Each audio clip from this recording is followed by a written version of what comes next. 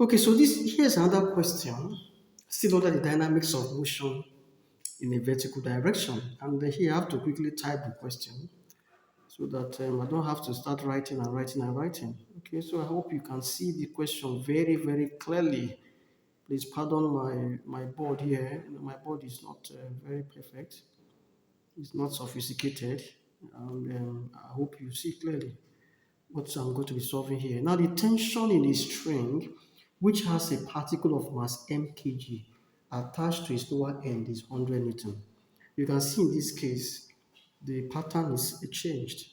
Instead of calculating tension, they want you to now calculate the mass of the body that is being pulled up by a string. You see? Now the tension is given. You are now to find the value of the mass m. If the particle has an acceleration of 2 meters per second square upwards, look at that, there are different directions of acceleration. You must be very careful here so that you don't mix up the equations and the formula. And very clearly, you have to identify directions. Positive directions should be given a particular sign, positive or negative, or upward direction, you assign positive or negative to it.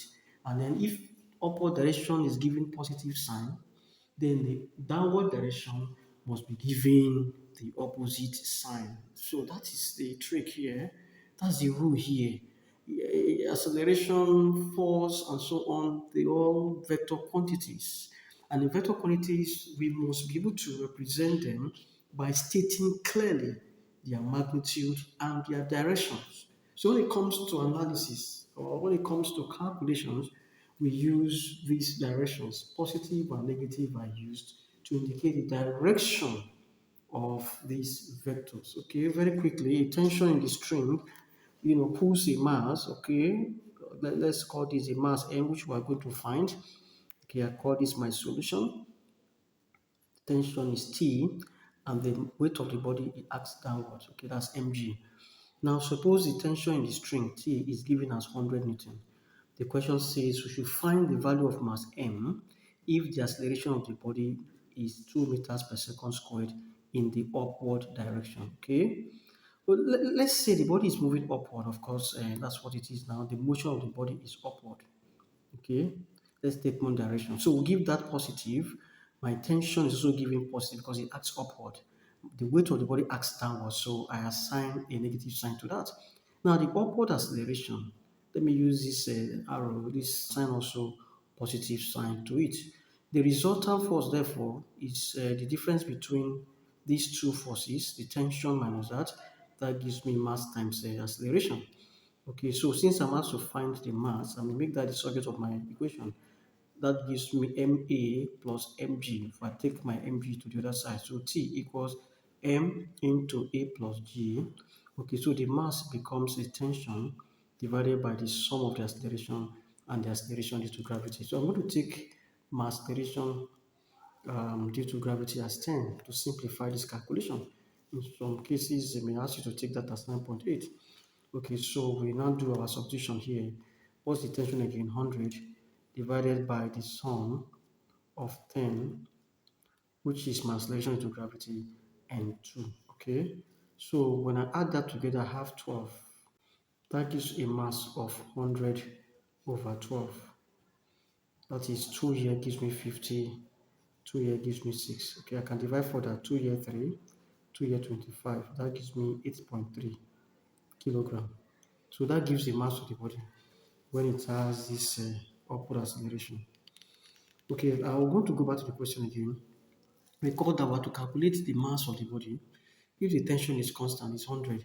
Find the mass of the body if the particle has an acceleration of 7 in the downward direction. Okay, acceleration of 7, that's a B part. Now the acceleration is downward. I'm going to assign a negative sign to that. Okay, because it has the same direction as the direction of the weight of the body, which I already assigned a negative sign to.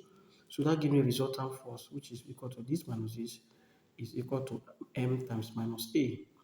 Okay, now that means the tension is 100 minus the mass of the body, which I need to know, mg, that is m times 10, is equal to minus what?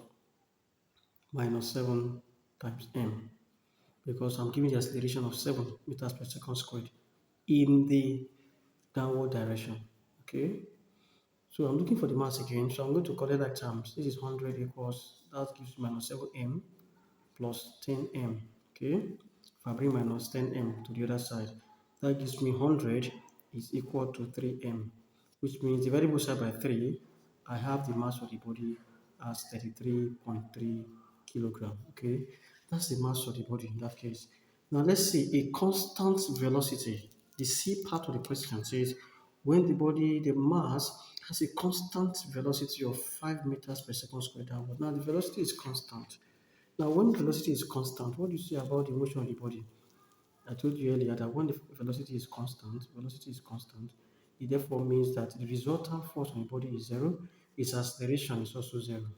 Okay, come back to the first equation, or I can use this particular equation. I have tension minus mg is equal to m times zero, because acceleration is zero from this equation. That means the tension minus the weight of the body equals zero. It therefore means that the tension on the body equals the weight of the body, which is mg. And since the tension was given as 100 Newton, it means the weight of the body, mg, is also 100 what? Newton. Okay, the mass therefore is equal to what? Weight, which is 100 over 10. That gives me a mass of 10 kilograms. So that's the mass of the body in that very case. Now the last case, the D passes a constant velocity of 5 meters per second upwards.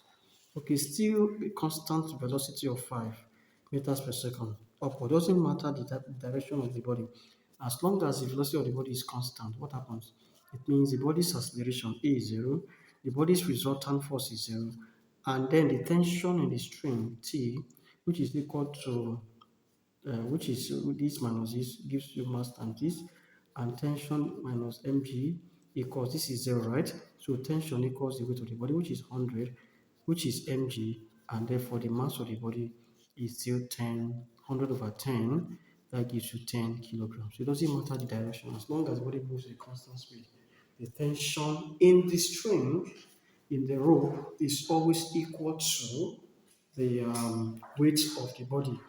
And the mass of the body is calculated by dividing the weight of the body by the acceleration due to gravity. That gives you a mass of 10 kilogram. Okay. Now let's take one more question. I think I have another question here. The question says that, okay, let me move to this question 4 quickly. Now it says here that a goods, a goods lift with a mass of 800 kg can be raised or lowered by a cable. Now, the lift that is used to take up goods has a mass of 800 kg. The lift itself, that is without the mass. Now, the maximum load that that lift can hold is 1,200 kilogram. Look at that here, 1,200 kilogram. Now, we have to find the tension in the cable when the fully loaded lift is raised with an acceleration of 0.5 meters per second squared. How do we solve this? Okay, let me move to another page of my whiteboard. Bear with me, I'm going to move to another page of my whiteboard. Okay, so this is my whiteboard now. Now I want to quickly solve that question here. The mass of the lift itself is 800 kilogram. Okay, now, since that is a mass, we are told that this lift is used to raise some loads, some goods up, to a certain level, which we don't know yet. Now, I said, supposing this lift is used to raise a load of 1,000. So the load that is lifted by the lifted is 1,200 kilograms. So the total weight or the total mass that is lifted, the total value of the mass that is taken up is 2,000 kilogram. Okay. And the question says, suppose this is now lifted up with a constant acceleration. Okay, I can quickly do a picture like this. Let me just use this to summarize the entire weight of 2,000. Sorry, entire mass of 2,000 kilogram. Okay. Now the weight of the body acts downwards. That's mg. The tension in the string is T. Okay, so we have to find the tension T. The resultant force on that mass is equal to tension minus mg, which is equal to mass times acceleration from Newton's second law of motion. Okay, so now the acceleration A is upward. It means that if I give this direction positive, the acceleration will be given a positive sign. So that is equal to minus n. That is equal to plus 0.5 meter per second squared. So I have my tension equals to, bring this to this side, MA plus mg, okay? So my tension now equals, what is the mass? Okay, I can factor the mass into A plus G, okay? Now my mass is 2000 kilogram into 0.5 plus, I want to use G as 10. That gives me 2000 multiplied by 10.5, okay? That gives the tension in the string. Okay, you can quickly multiply that if you have your calculator there. So you have 21,000 Newton. That gives the tension in the string when the lift is fully loaded with goods. And we are told that the maximum um, load it can hold is 1,200. Together with the mass of the lift gives a total mass of 2,000 kilograms. Okay. Now let's look at the last part of the question. It says, suppose they are to find again the tension in the cable when lowering the empty lift with an acceleration of 1.5 meter per second squared. We lower it. That is to say, we're talking about the empty lift now. Let me use this diagram to represent the empty lift. Okay, the empty lift has a mass of 800 kilogram. Okay, and then it means that the weight of the empty lift, which is mg, is going to be 800 times 10 or thereabout. That gives me 8,000 newton. Okay, we are still to calculate the tension in the rope. Okay, now this time around, the motion of the lift is this way, downwards, lowering it. If I give that direction of motion, because you have to choose a direction for your motion and assign a positive or negative to it. So the motion direction is this way, downwards. I want to assign positive to it. I can decide to attach negative to it. It depends on you. Just choose a direction and be consistent. That is the in thing here. Choose a direction and remain consistent to that direction. So I've decided that motion, which is downward, be given positive. Any force acting downwards must give a positive sign. Therefore, the weight of the body must be downward. Tension acts upward must give a negative sign. Now, suppose the acceleration is the dimension acceleration, okay, which means acceleration should be in the same direction as the direction of motion. So this is my acceleration, the same as direction of motion. I'm going to also give that positive because it's the same. If they have said deceleration, if they have said the lift is lowered with an acceleration of 1.5 meter per second squared upward, then this will have been negative because I already decided or determined or taking downward direction as positive. Okay. Now, very careful here because if you're not careful, you can mix up things and that will lead to you having a wrong answer at the end. Okay. Now, the resultant force this time around is positive is given to the weight of the mass or weight of the lift minus tension equals mass times acceleration. Okay. Now I'm to calculate the tension in the string. So making that the subject of the equation, my tension will give me mg minus ma, okay?